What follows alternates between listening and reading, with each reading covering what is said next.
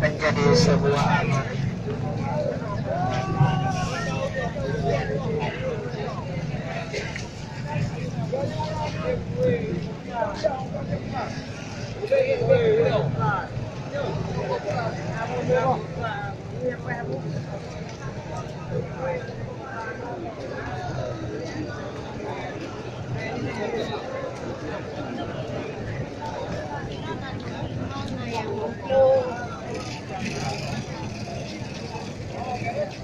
Vai, Roy!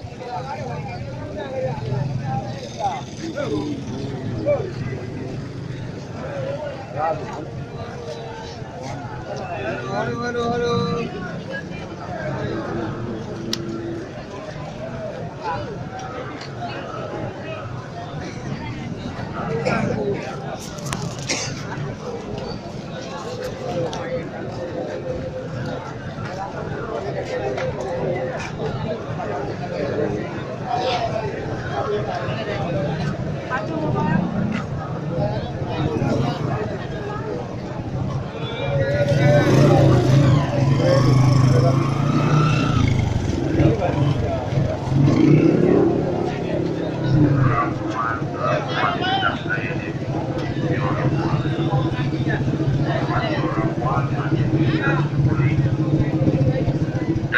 Penyakit yang bisa dirasakan oleh nyamuk yang pertama mempunyai hidrono kena masuk, yang kedua kena kolesterol, yang kedua rematik asam uratnya kabeh jenis penyakit cuman nanti lain-lain yang dikarenakan